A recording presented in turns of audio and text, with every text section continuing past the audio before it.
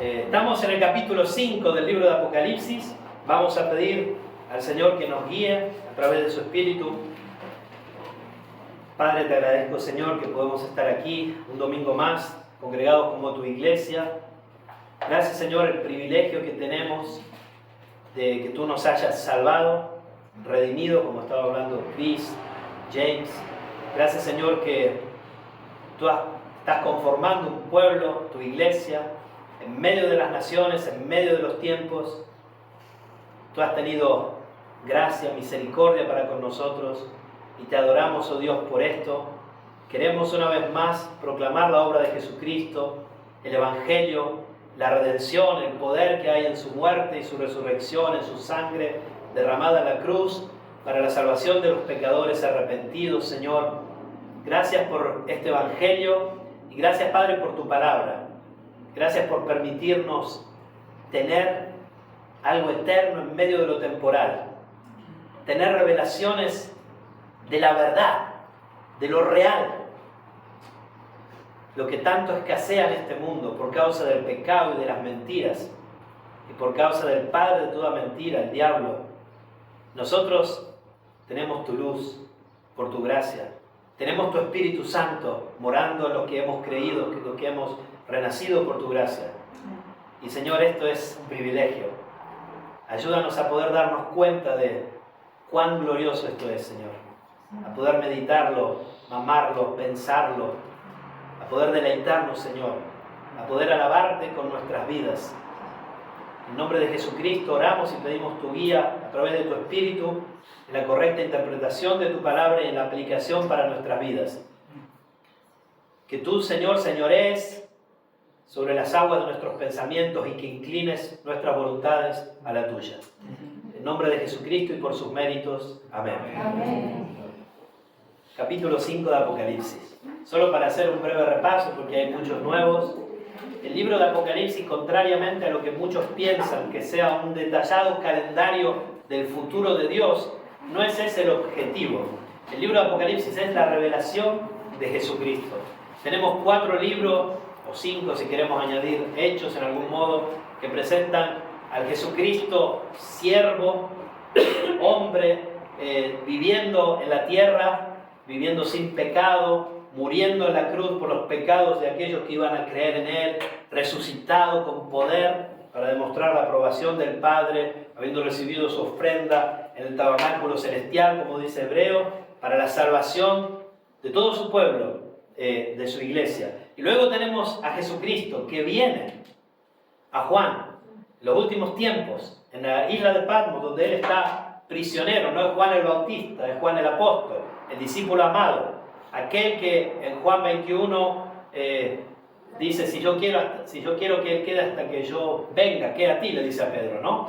Y Jesús viene a Él, viene al final de sus días, el último, digamos, de los apóstoles, o uno de los últimos, aquel que no va a morir como mártir, pero que sí fue tirado en una olla hirviendo y sobrevivió, recibe la revelación de Jesucristo. La revelación ahora ya no del siervo sufriente, del Cordero que quita el pecado del mundo, sino ahora como el Rey, el soberano de los reyes de la tierra, el Rey de reyes, el Señor de señores, que viene y se revela a su apóstol de una manera tan gloriosa que Juan cae como muerto. No es la primera vez que esto sucede de frente a la presencia de Dios en las Escrituras. Varios profetas en pasado han sufrido esto. Y aquí Juan. Y Jesucristo viene para revelarse a su iglesia. Sabemos que su iglesia en ese tiempo estaba sufriendo cruel persecución por parte del Imperio Romano. En todos lados. La iglesia era perseguida por judíos en Israel, en Jerusalén, había sido perseguida. Y también era perseguida por los romanos, por los emperadores. Los cristianos, por ser cristianos, perdían sus vidas, sus trabajos, sus familias, sus ciudadanías. Eran echados, desechados por todos. En medio de ese contexto, Jesucristo viene y manda cartas a 7 iglesias. 7 iglesias locales como esta, que existían en 7 diferentes ciudades. Y en estas 7 cartas, Él les habla de los problemas que cada una de esas iglesias locales tiene, de las soluciones o el desafío que Él propone y del juicio que vendrá sobre ellos si no se arrepienten. Y esas 7 iglesias, hemos dicho que el libro de Apocalipsis es un libro de muchas figuras. Es un libro que tiene muchas analogías, tiene muchas ilustraciones que han de ser interpretadas a la luz de las Escrituras. Indudablemente el libro de Apocalipsis debe ser el libro más difícil de comprensión en toda la tierra que jamás haya existido. De esto no tenemos ninguna duda. Si bien es mucho más simple en su estructura de lo que muchos enseñan o dicen, su alcance es infinito, es eterno, es global, es universal, es cósmico. De hecho, hoy nos vamos a entrar en un lugar que no está en una dimensión que nosotros conozcamos. Es física, pero deja de ser física. Es espiritual, pero también tiene que ver con lo físico. Y es atemporal, porque es eterna. Vamos a entrar en el capítulo 5 de Apocalipsis, en una realidad que sería como entrar en el río de los pensamientos de Dios. Es algo glorioso, es algo de lo cual no somos dignos. Totalmente indignos de poder siquiera abrir esta Biblia y leer estos versículos. Dios que revela sus propósitos a nosotros, gusanos y miserables criaturas corrompidas por el pecado. Pero muchos de nosotros por su gracia salvados, por la obra de Jesucristo. Esas 7 iglesias representan la iglesia de todos los tiempos.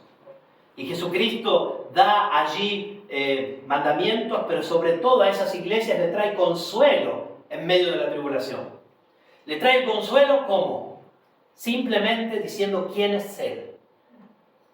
Él denomina con nombres, con adjetivos calificativos, con sustantivos calificativos, porque sus sustantivos también son adjetivos calificativos, se autodefine y dice quién es Él. Y cuando nosotros podemos saber quién es Dios, ahí encontramos la fuente de nuestras soluciones. Para cualquier problema, para cualquier dificultad, diríamos que aunque hay soluciones parciales o menores, al final siempre las soluciones verdaderas, reales, eternas, está Dios. No puede no ser así. Y Él se presenta en este libro como el Jesucristo reinante, glorioso, como el que tiene las llaves, el que abre ninguno cierra y cierra ninguno abre, el que era, el que es, el que ha de venir, el Señor. Bueno, un montón de títulos que Él se da en la Escritura. En el capítulo 5, esto era como introducción, desde el capítulo 4 ya pasamos a una visión celestial, cósmica, global, soberana, infinita, de toda, no solo la historia que nosotros conocemos, de toda la historia infinita, podríamos decirlo así. En el capítulo 4, el centro del pasaje, ¿qué dijimos que era? Era el trono. Se presenta un trono. Podríamos decir que el trono es el eje de todo lo que nosotros conocemos, porque allí está, en algún modo, representado Dios. Desde ese trono que el apóstol Juan ve, hay un show de colores.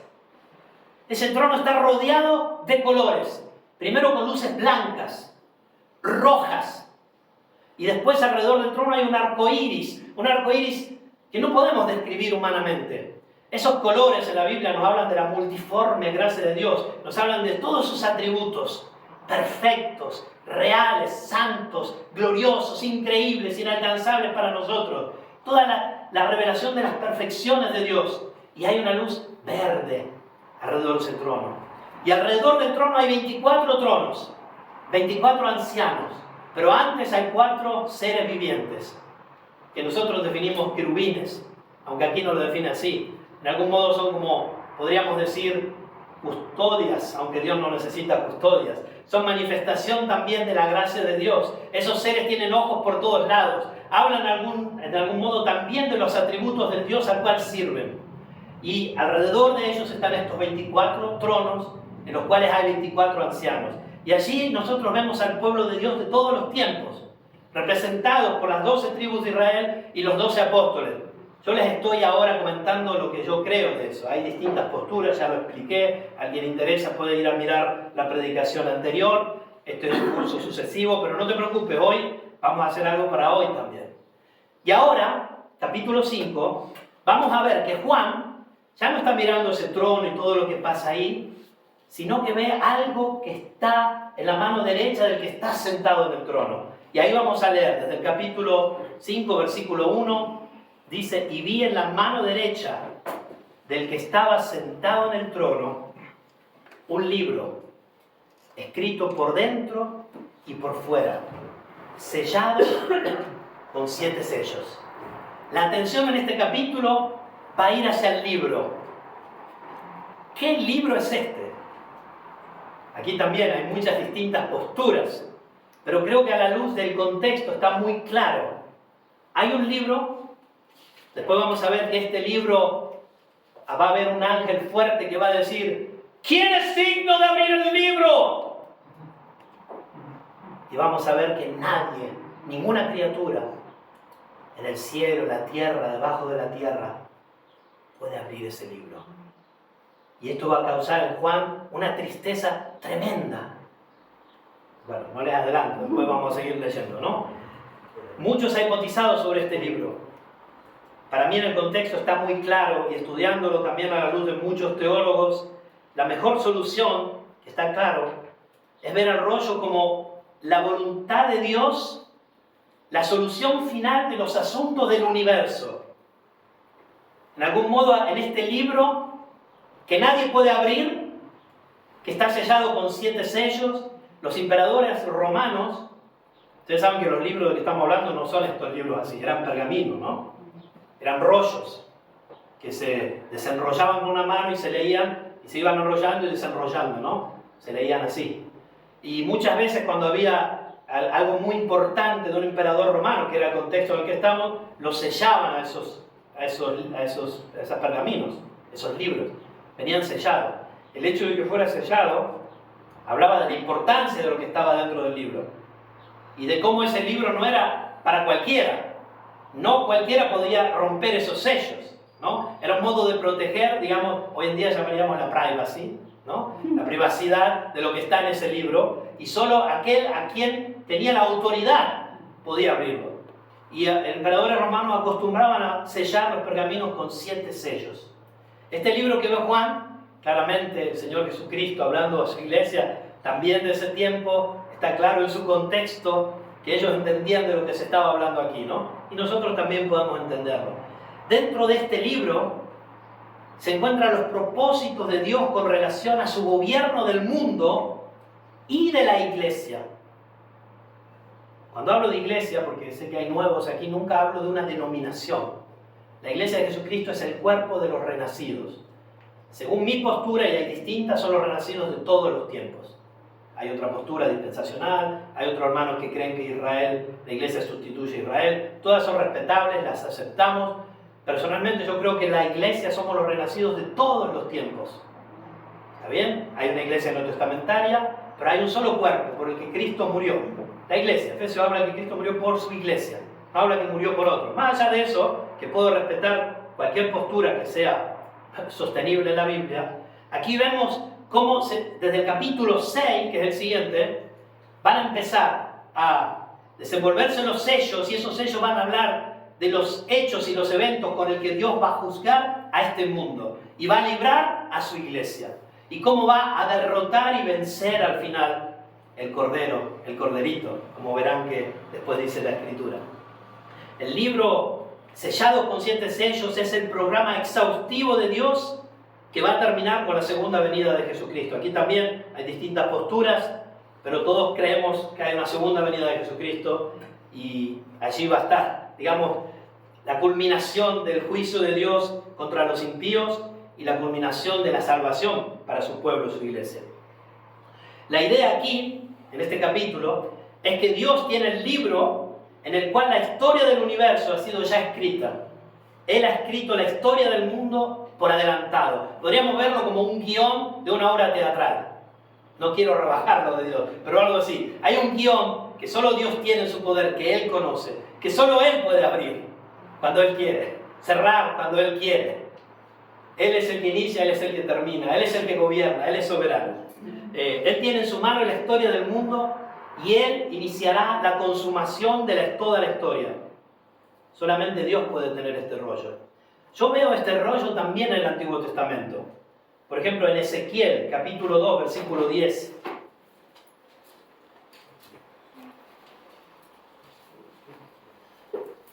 Lamentaciones, Ezequiel 2:10. Fíjense si no está este libro también. Dice, y lo extendió delante de mí, y estaba escrito por delante y por detrás. Y había en él endechas y lamentaciones y ayes. Escrito por delante, por detrás. Esto habla de la abundancia. Normalmente los libros no se escribían de los dos lados. Evidentemente hay tanto para escribir, ¿no? Así como Juan termina diciendo que si se escribieran todas las cosas que Jesús hizo, no habría lugar en el mundo para ponerlas. Porque recuerden que Jesús es eterno. Él no solo hizo lo que hizo cuando estuvo en la tierra, Él hizo todo. El Padre hizo todo a través del Hijo, dice la Escritura. Es un libro escrito infinitamente, podríamos decir, por las obras de Dios. Después vemos en Daniel, capítulo 12. Fíjense qué interesante. Daniel. Lamentaciones, Ezequiel, Daniel. Capítulo 12. Versículo 4. Dice así, pero tú, Daniel, vamos a leer el 10:21, perdón, vamos a ir al 10:21. 10:21 y después al 12:4. Capítulo 10, versículo 21. Pero yo te declaré lo que está escrito en el libro de la verdad. Y ninguno me ayuda contra ellos sino Miguel, vuestro príncipe. Y vemos que aquí le viene declarado por parte del Señor Jesucristo, preencarnado probablemente, le viene declarado a Daniel cosas que van a suceder. Y luego en el capítulo 12, que tienen que ver con los últimos tiempos, por supuesto, dependiendo de la postura escatológica, pero tienen que ver, sin lugar a duda, ahí le declaró cuándo iba a venir el Mesías exactamente las 62 semanas y medio, exactamente cuando iba a venir el tiempo de Mesías. Y después habla de cosas del final. Pero ya cuando Daniel quiere extenderse más, capítulo 12, versículo 4, pero tú, Daniel, cierra las palabras y sella el libro hasta el tiempo del fin. Yo, hermanos, hipotizo que este es el mismo libro. No lo hago un dogma, no les digo que es así, pero yo creo que este es el mismo libro. Séllalo. Muchos correrán de aquí para allá y la ciencia se aumentará. Vemos versículos 8 y 9. Versículo 8 y 9 del capítulo 12 de Daniel. Y yo oí, mas no entendí. Y dije, Señor mío, ¿cuál será el fin de estas cosas? Él respondió, anda, Daniel, pues estas palabras están cerradas y selladas hasta el tiempo del fin. Amados hermanos, yo creo que este es el mismo libro. El mismo libro que ahora vamos a ver qué pasa con este libro. Libro cerrado, sellado, hasta el tiempo del fin. Y en Apocalipsis 5 estamos llegando al tiempo del fin. Aunque eso está fuera del tiempo, porque está en otra dimensión cósmica, estamos llegando al tiempo del fin. Vamos de nuevo a la porción que hoy nos atañe, el capítulo 5 de Apocalipsis. Tengo dos. Pensé que tenía uno. Hay que tomar mucho, pero espero que no me pase lo de Esteban el domingo pasado.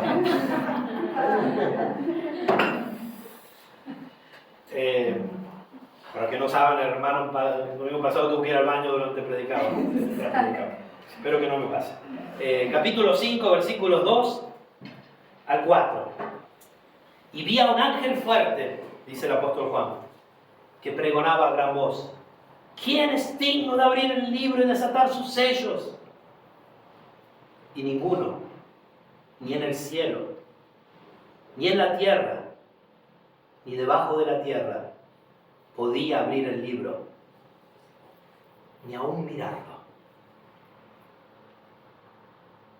Bueno, Juan lo estaba mirando. Probablemente lo que está diciendo es que no hay alguien que hubiera podido comprender lo que está allí, entenderlo, decodificarlo. No hubiese podido. Es como algo en código. Es como si miráramos, no sé, un pergamino de alguna lengua escondida que encontráramos en algún desierto de quién sabe qué lugar del mundo, de algún pueblo que ni siquiera conocemos que haya existido, y quisiéramos mirarlo. ¿Qué es eso? ¿No? O como cuando le mandan ahora al SETI, el Instituto para la Búsqueda de Vida Extraterrestre, ¿conocen eso? Mandan mensajes al espacio, ¿no? Y han hecho todo un mensaje decodificado. Ustedes ríen, pero es verdad esto. En los años 70 hemos mandado un mensaje al exterior para que lo decodifiquen, y hemos mandado cosas de nuestra civilización, música, hemos mandado argumentos, hemos mandado cómo está hecho el DNA, de modo que si existieran nos destruyen, así, ¡pum! Pero bueno, confiamos en el Señor que no. Sabemos que no, es broma. Pero sí, que lo han hecho, se llama el CETI, si le interesa, nos hemos expuesto totalmente. Aquí no hay ninguno, ni en el cielo, ni en la tierra, ni debajo de la tierra, que puede ni aún mirarlo este libro. Y la reacción de Juan es instantánea, tristeza absoluta. Dice, y lloraba yo mucho.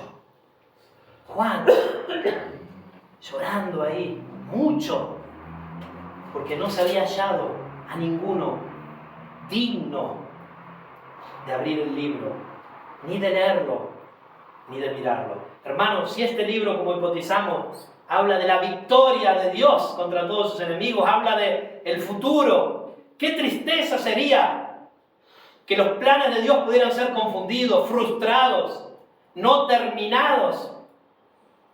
Mucha gente, dice la Escritura, dice Pedro, que muchos van a decir, ¿dónde está la esperanza de su venida, de su advenimiento, no?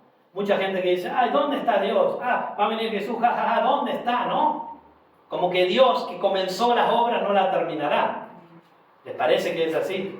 La Escritura dice en Filipenses 1:6 que el que ha empezado la buena obra la cumplirá hasta el día de Jesucristo. Y nosotros sabemos que así será. Y por eso viene un anciano. Yo me gusta imaginarme que este es Daniel, pero no lo dice la Escritura. Me gusta imaginarme que este es Daniel, que había sido sellado, que ahora está con el Señor.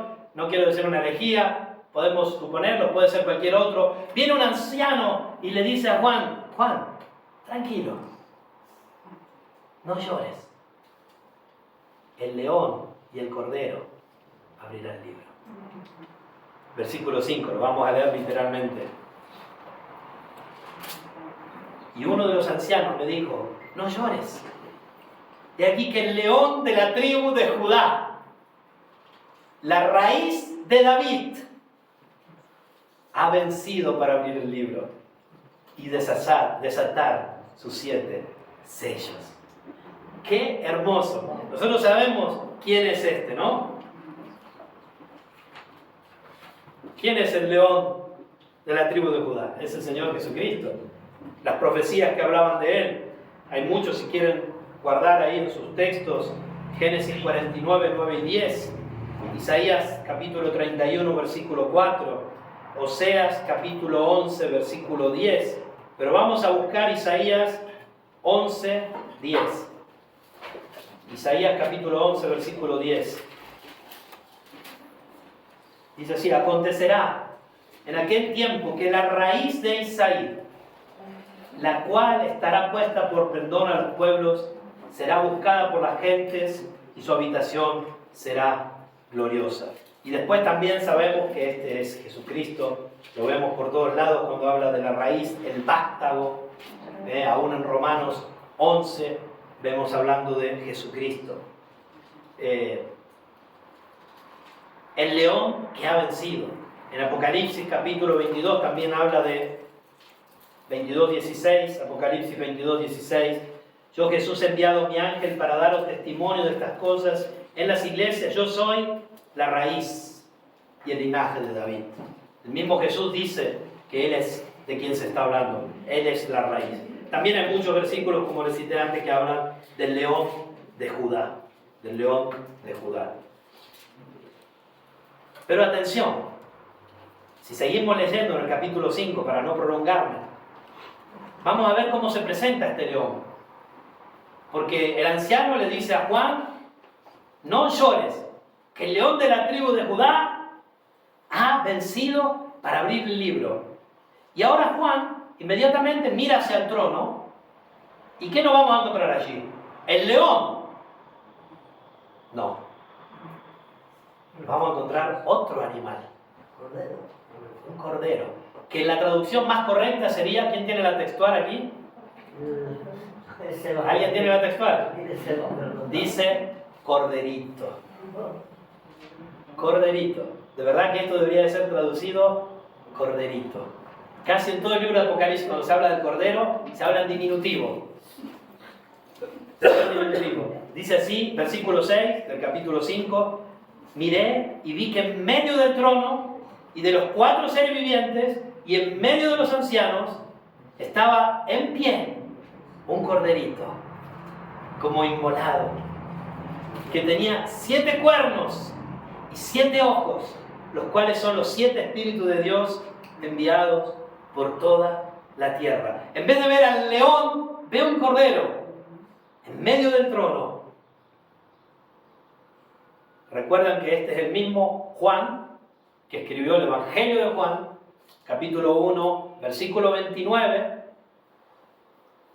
que el otro Juan, el Bautista, Juan el apóstol, nos describe que Juan el Bautista, cuando vio venir a Jesús, dijo: he aquí el Cordero de Dios, que quita el pecado del mundo.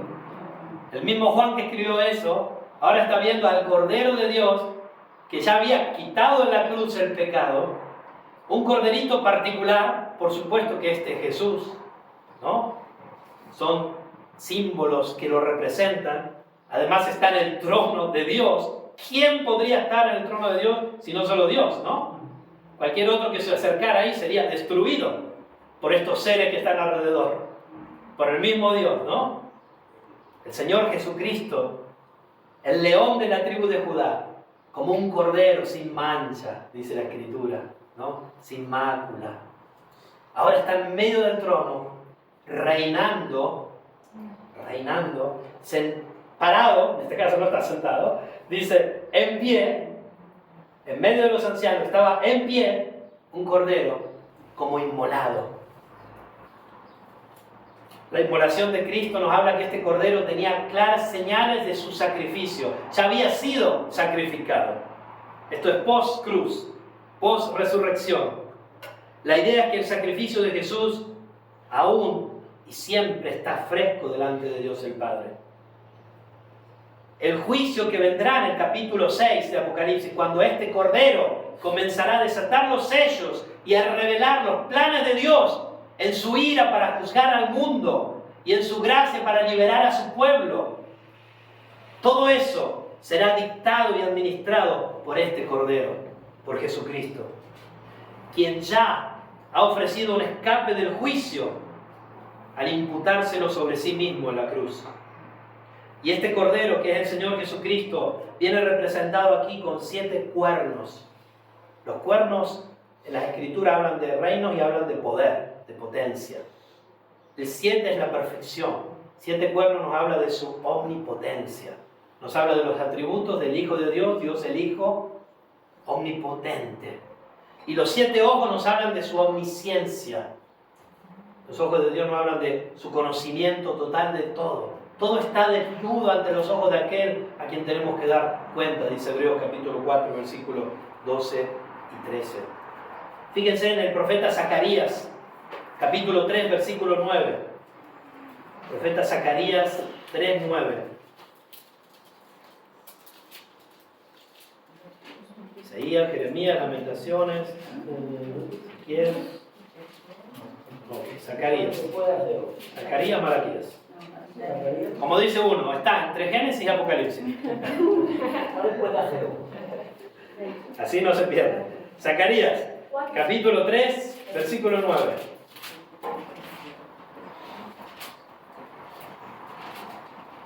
Dice así: porque aquí aquella piedra que puse delante de Josué, sobre esta única piedra hay 7 ojos. He aquí yo grabaré su escultura, dice Jehová de los ejércitos, y quitaré el pecado de la tierra en un día. Esta piedra, por supuesto, es también el Señor Jesucristo, ¿no? La peña de Oreb que está brotando, Él es la roca, dice Pedro, la roca de nuestra salvación, la roca de mi refugio, dice David. Bueno, en toda la Escritura se habla de Jesucristo como la piedra, y nosotros arriba de Él como piedras vivas.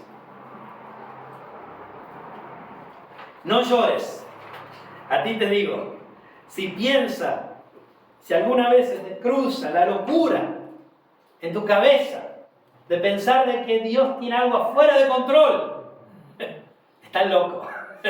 No llores, porque el Cordero, el león de la tribu de Judá, ha vencido para desatar los 7 sellos. Y eso nos habla de la soberanía de Dios sobre todos los eventos del mundo del universo, cósmicos, espirituales, físicos, nada se escapa de su mano, nada se escapa de Él. Todo está regido por Él y para Él. De Él, por Él y para Él son todas las cosas, dice la Escritura. Y así seguimos, el capítulo 5,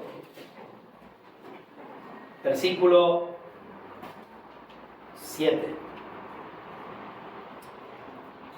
Este corderito vino y tomó el libro de la mano derecha del que estaba sentado en el trono.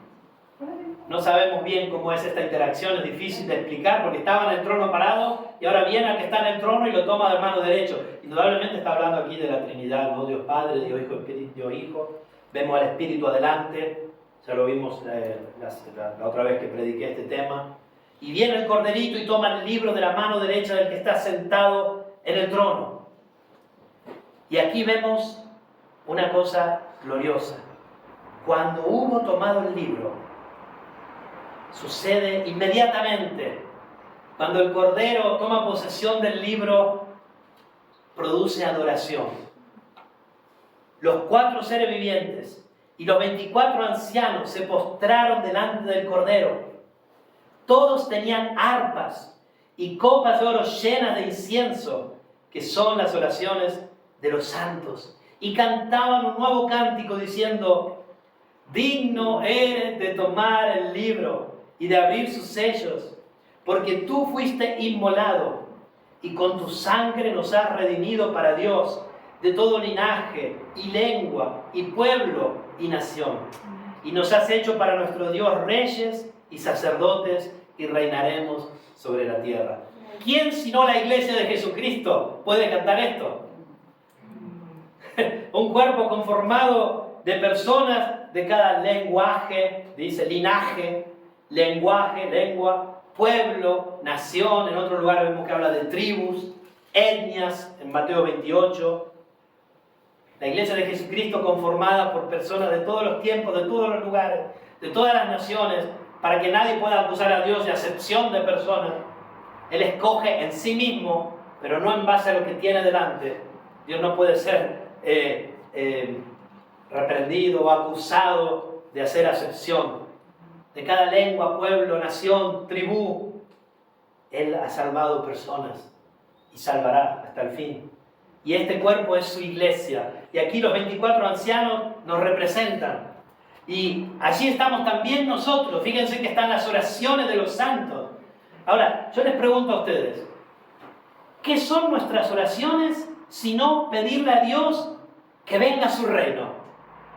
Cuando los discípulos le dijeron a Jesús: enséñanos a orar, y Jesús le dio como modelo instructivo el famoso Padre Nuestro. ¿Qué dice el Padre Nuestro?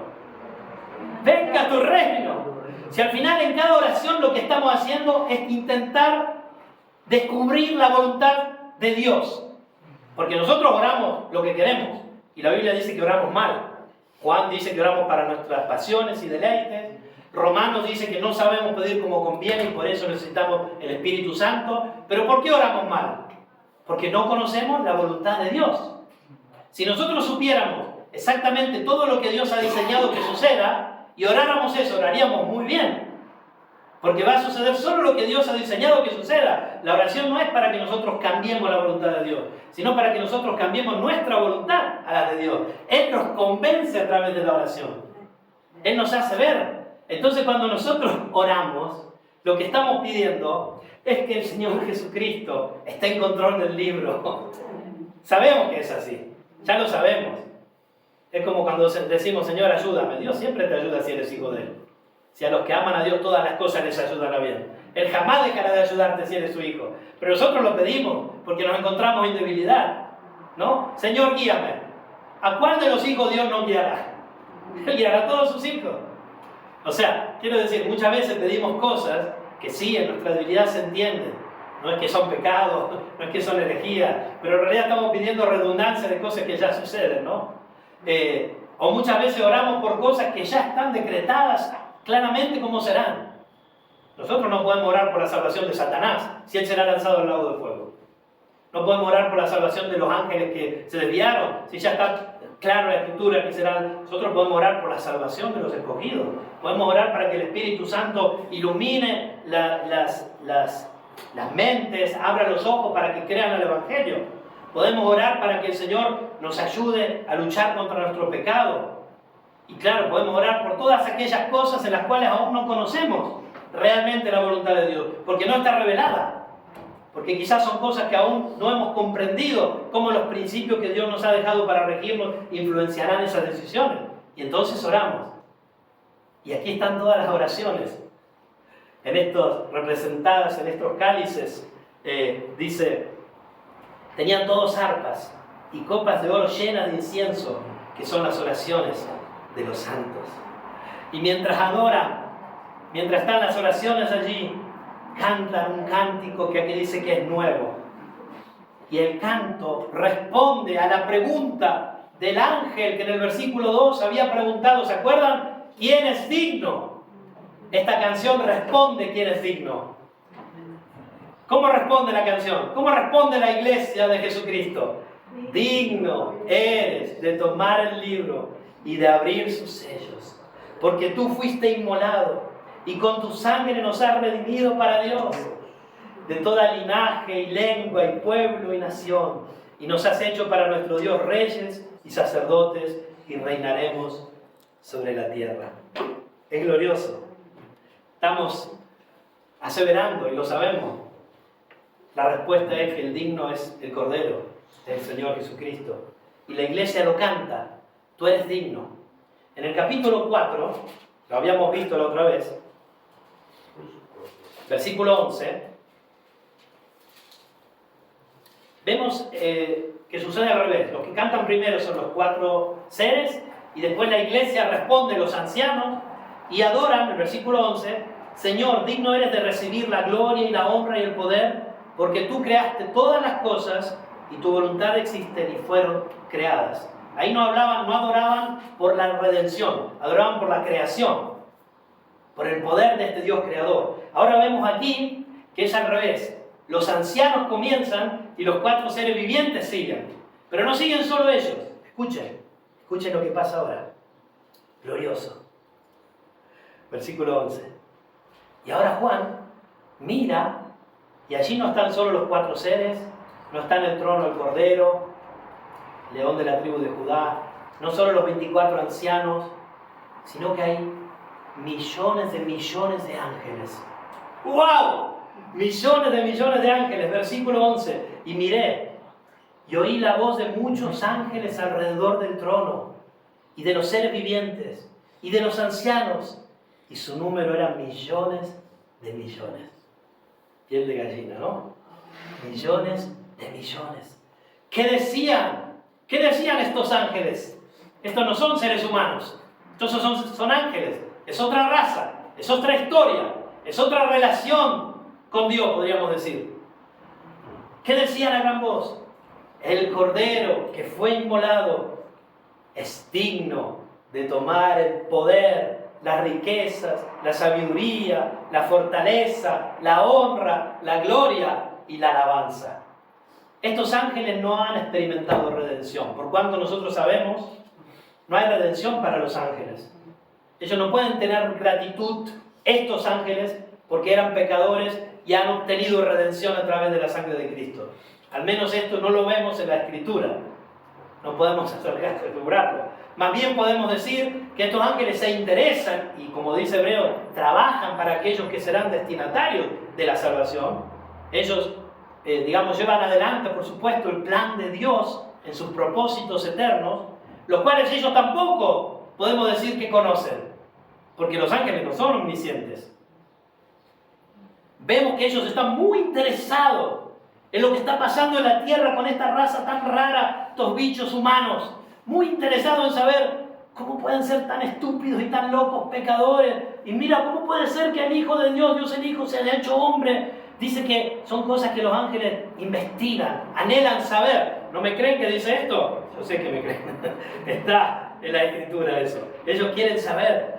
En 1 de Pedro capítulo 1, versículo 12. 1 de Pedro 1, 12.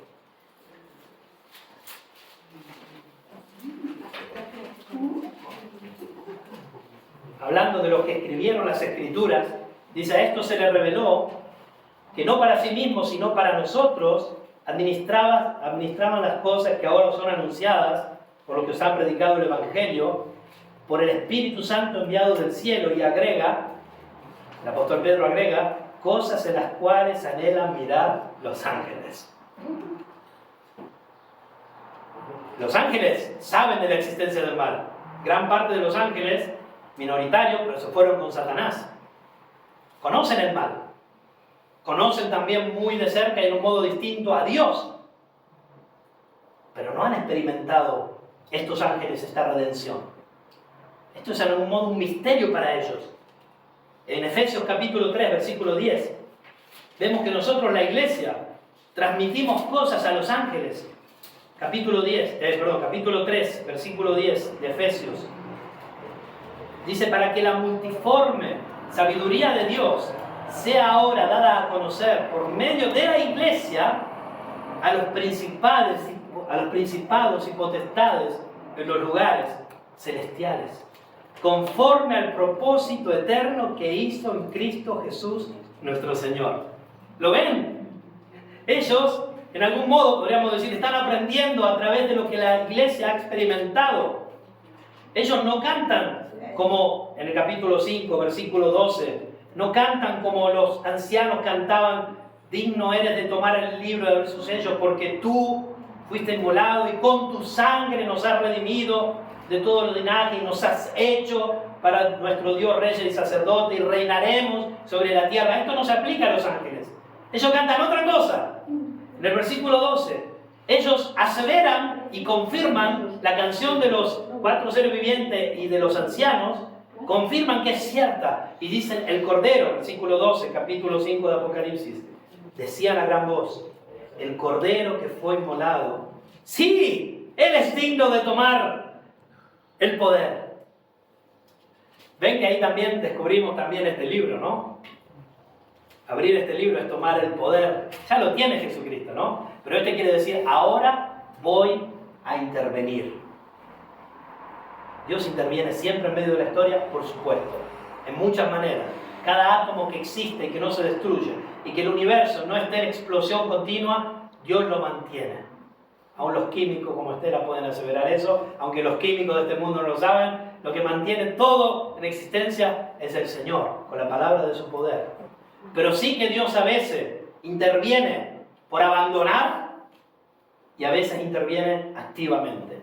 Y aquí lo que va a pasar desde el capítulo 6 va a ser activo, como Dios va a descargar su ira sobre el mundo, sobre los que no creen en Él, sobre los que no han reconocido a Jesucristo como su Señor. Y va a descargar todo su amor y su gracia y su cuidado, una vez más, en los últimos tiempos, sobre su iglesia. Versículo 13. Estamos ya acercándonos a la conclusión. Dice más Juan: ya ahora no los ancianos, los 4 seres vivientes, no los millones de ángeles. Dice: y a todo lo creado que está en el cielo, y sobre la tierra, y debajo de la tierra, y en el mar, y a todas las cosas que en ellos hay, oí decir.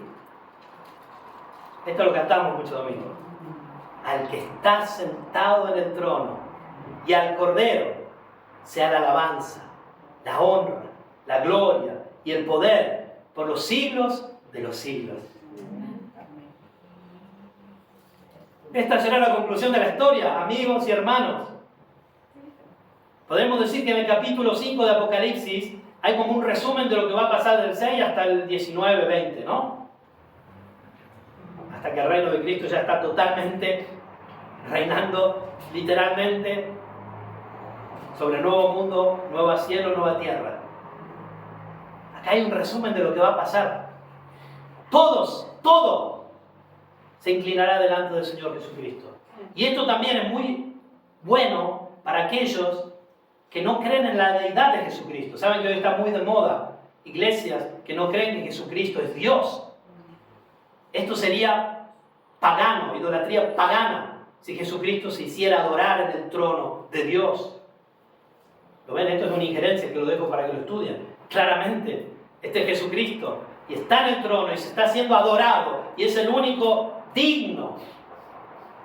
Y toda la creación y todo lo creado y todo lo que existe, todo lo cósmico que existe, cada átomo, cada partícula, cada ser, todo lo que existe, físico, espiritual, lo que no conozcamos, lo que desconozcamos, todo lo está alabando a Él.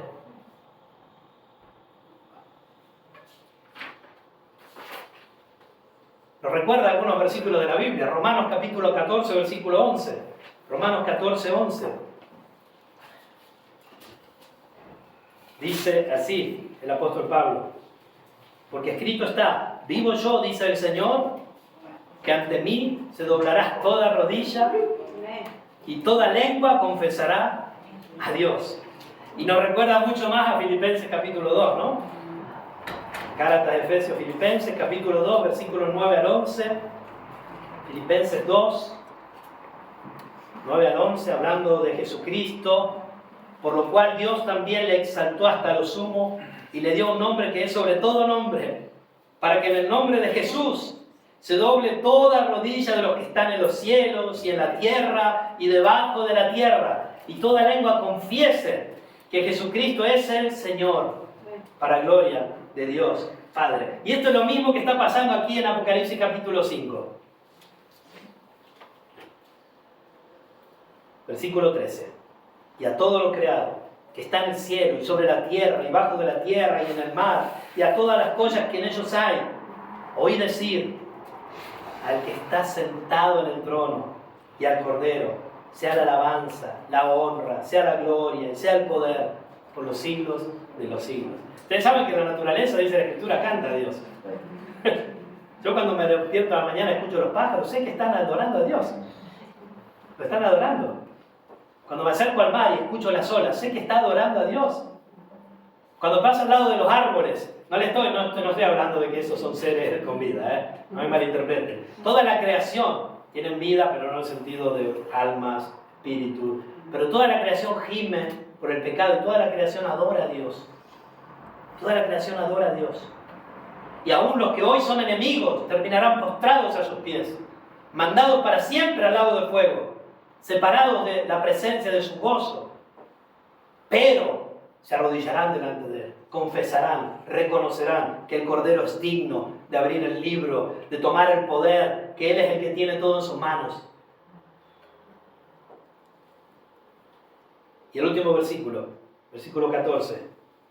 Los 4 seres vivientes decían: amén. Y los 24 ancianos se postraron sobre sus rostros y adoraron al que vive por los siglos de los siglos.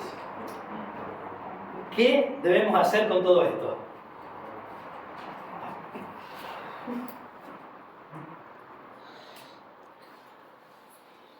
¿Cómo podemos aplicar esto a nuestras vidas? ¿No? Porque esto es una realidad que ya está pasando, Esto está fuera de nuestro tiempo como lo entendemos. Esto en el cielo ya está sucediendo. Ya está pasando. Y está pasando aquí también. Jesucristo ya está reinando. Si bien su reino se cumplirá hasta el fin, ya está reinando. Él ya ha muerto por un pueblo. Yo te pregunto si eres parte de su pueblo. Si has reconocido a Jesús como tu Señor, Salvador. Que Él haya muerto por tus pecados. Si crees en Él. Si te has arrepentido. Esto es el arrepentimiento. Este es el Evangelio, arrepentimiento y fe en el Señor Jesucristo, en su obra, solo en Él. Él dijo: yo soy el camino, la verdad, la vida. Dice 1 Timoteo: eres el único mediador. Él, el que está en el trono, el que llevará eternamente las marcas, como hoy enseñaba el pastor Chris, sobre sí. Y aquí lo dice, este corderito que nos habla de su ternura, de su amor, este león que nos habla de su soberanía, de su omnipotencia, de su ira contra el pecado, de su santidad, de su justicia, de todo lo que necesitamos. ¿Qué debemos hacer con todo esto? Los 24 ancianos, ¿qué hacen? Adoran. Y hay un término muy mal aplicado en las iglesias hoy en día, que es la adoración, la alabanza. Normalmente se cree que es el canto. ¿No? Lo decimos mal, vamos a adorar, vamos a alabar y cantamos. Pero eso es solo una mínima parte, ¿no? La adoración de Dios, ¿qué es? Nuestras vidas. Esa es la adoración de Dios. Como es vuestro culto racional. Leamos Romanos 12, 1 y 2. Sé que muchos lo conocen. Romanos capítulo 12, versículo 1 y 2. Así que, hermanos, os ruego por las misericordias de Dios que presentéis vuestros cuerpos en sacrificio vivo, santo, agradable a Dios, que es vuestro culto racional. Atención, no presentamos estas ofrendas como lo hacía el pueblo de Israel en la antigüedad para cubrir transitoriamente su pecado apuntando al Mesías. No, nuestras vidas son un altar continuo de adoración a Dios. No para ser salvados, lo que hemos sido salvados. Y si no has sido salvado, arrepiéntete y cree en Jesucristo. Y si eres salvo, dice que tienes que presentar tu vida como un sacrificio continuo, vivo, de santidad, agradable a Dios. Y dice, no os conforméis a este siglo, sino transformaos por medio de la renovación de vuestro entendimiento. Hermano, ¿cómo me voy a conformar a este siglo si estoy viendo la verdad? Si cuando se le aparece a Daniel le dice el libro de la verdad, no hay más verdad que esta, que la palabra de Dios. Y no hay nada más glorioso que saber lo que va a pasar en el futuro, lo que ha hecho el Cordero por nosotros. ¿Cómo me voy a plegar delante de las cosas temporales, pasajeras, banales, cuando estoy viendo una realidad increíble? Yo tengo que vivir mi vida a la luz de estas verdades. No os conforméis a este siglo, sino transformaos por medio de la renovación de vuestro entendimiento, para que comprobéis cuál sea la buena voluntad de Dios, agradable y perfecta. Yo te digo, ¿qué debemos hacer con todo esto? ¿Qué hacemos con el capítulo 5 de Apocalipsis? Lo doblamos, lo metemos en el bolsillo y vivimos una vida de adoración continua. Y pensamos estas cosas. Sabemos quién está reinando. Sabemos quién es digno de desatar los sellos. Sabemos quién murió por nuestros pecados. Sabemos quién es la única verdadera esperanza. Sabemos quién es la única verdadera verdad. Y sabemos cómo terminará todo. En 1 Corintios capítulo 15, versículos 24 y 28...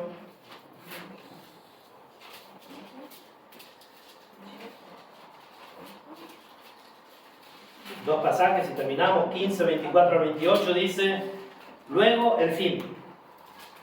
El Hijo, cuando entregue el reino a Dios y Padre, cuando haya suprimido todo dominio, toda autoridad y potencia, porque preciso es que Él reine hasta que haya puesto todos sus enemigos debajo de sus pies, y el postrer enemigo que será destruido es la muerte, porque todas las cosas las sujetó debajo de sus pies. Y cuando dice que todas las cosas han sido sujetadas a Él, claramente se exceptúa aquel que sujetó a Él todas las cosas. Pero luego que todas las cosas le estén sujetas, entonces también el Hijo mismo se sujetará al que le sujetó a Él todas las cosas, para que Dios sea todo en todos. Y esto lo veremos aplicado como Apocalipsis capítulo 22, versículo 1 al 5. Es que no podemos no dejar de ver cómo va a ser el final, si bien después lo seguiremos estudiando. Capítulo 22 de Apocalipsis, versículo 1. Dice, después me mostró un río limpio de agua viva, resplandeciente como cristal, que salía del trono de Dios y del Cordero. Allí está, en la eternidad futura, si podríamos llamar así. La eternidad no tiene futuro. En la eternidad hacia adelante, allí está el trono de Dios y del Cordero, en medio de la calle de la ciudad. Esta es la nueva Jerusalén, en el nuevo cielo, nueva tierra, en la nueva tierra, plantada allí. Y a uno y otro lado del río estaba el árbol de la vida, que produce 12 frutos, dando cada mes su fruto, y las hojas del árbol eran para la sanidad de las naciones, y no habrá más maldición, y el trono de Dios y del Cordero se estará en ella, y sus siervos le servirán, y verán su rostro, y su nombre estará en sus frentes. No habrá allí más noche, y no tienen necesidad de luz de lámpara, ni de luz del sol, porque Dios el Señor los iluminará, y reinarán por los siglos de los siglos. ¿Y cómo terminaba la canción? ¿Cómo terminaba la canción de los redimidos?